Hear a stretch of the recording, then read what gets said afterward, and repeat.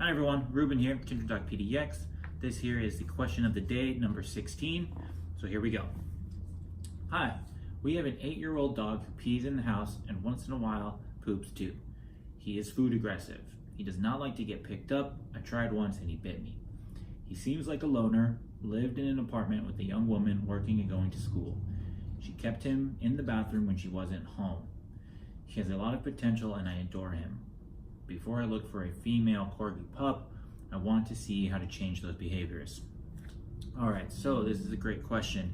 It definitely covers a lot of areas that we need to work on, right? So to just start off from the beginning, we're gonna break down these little parts here, right? So we have an 8-year-old dog who pees in the house and once in a while poops too. So that right there is a clear sign that the dog has too much freedom and is pooping and peeing in the house. So one of the first things that you want to be doing is controlling the space a little bit better, okay? So he should be going into a crate, and then when he gets out of the crate, going outside to go to the bathroom. It sounds like we're gonna have to be doing some potty training with him.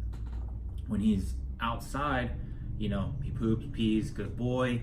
You come in, we'd be working on the place command, because if he's allowed to just roam around the house, he can roam to the other bedroom and pee in there or even possibly poop in there. So we'd want to be teaching him the place command, so then we can have him relaxing on place and not moving around, which is also going to help in building his bladder control and not treating the house like a bathroom. Okay, so controlling the space, crate training, using that kennel often, place command, using that often, is going to really help with the pottying in the house, okay? Does not like to get picked up, tried once and he bit you. So, that could be going back, he could have an injury, who knows, we maybe want to check out and see if everything is looking good health-wise. After that, I think it would be a slow process of first training so we can build up the relationship between us and the dog, teaching him what nope means, and you do that through the training. You start to work together, build a better relationship, and maybe you have to go further with muzzle conditioning, but then I would imagine it would be some sort of counter conditioning protocol where the dog maybe has the muzzle on and we pick him up, put him down, good, or pick him up, feed him his food to try to help associate getting picked up with good things like eating, okay? But that is definitely a long process, much farther down the road, right? We want to start with the basics first so that we can create a language between us and the dog so that we can tell him to understand, that he understands that this is what I like and this is what I don't like, okay? He seemed like a loner, lived in an apartment with a young woman, working and going to school. She kept him in the bathroom when she wasn't home. We are advocates for crates. When you're not at home, kennel up the dog, so this way he can't practice pooping or peeing in the house, can't practice barking at anything out the windows or noises that might show up at the door. All that free roaming, if he is free roaming, isn't helping his overall state of mind. In our experience, dogs who roam are never in a calm, relaxed state. They are definitely anxious. They are over alert. They're always kind of scanning and looking for something, okay? So teach your dog how to relax, teach him how to go into his kennel, okay? Let's see here. He has a lot of potential and I adore him.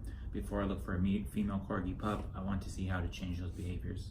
So that's great. I think that's awesome that you are waiting to, it seems that you're waiting to get him into a better space before you think about bringing in another dog, which is the best thing you can do, because if he's not in a good space, maybe he won't take kindly to a new dog showing up into the house. Relationship and household dynamics is going to play a big factor in how that interaction goes down. So I think that's good that you're going to wait on getting a pup before deal with these issues. That would be our recommendation, really, is starting off from the basics, you know, getting your dog used to leash pressure, working them for their food. All of that stuff is going to be super helpful in just moving forward with him and you. You know, he is only 8 years old. Like, he's got plenty of time left, you know. So you spend some time, get him into a good space, gets nice and relaxed, and then maybe when he's like 10 years old, you get a puppy, and you know, he can be hopefully a good ambassador for the house, you know, as to what it's supposed to look like. You know, if it's like, if he's nice and relaxed, your puppy has a high chance of also being nice and relaxed, because that's going to be the vibe of the house. If your dog is a wreck, then your puppy is going to learn from that. So the better he can be into, you know, the better you can get him, the better off it's going to be moving forward when you eventually get a new dog. Okay, so this was a, you know, good question for the question of the day. If you have any questions about this, maybe specifics on, you know, what we recommend, you can leave comments for those. And as always, if you find this helpful, share it. You can hit the little paper airplane, I believe, and share this. If you think other people will benefit from it. And as always, too, you can subscribe to us on YouTube to get updates on when we post new videos. Our Facebook page is also being updated. You can check us out on Instagram. This way you can get a good idea of other stuff that we do. Okay, so hope you enjoy the question of the day, number 16. We will talk to you later. Bye.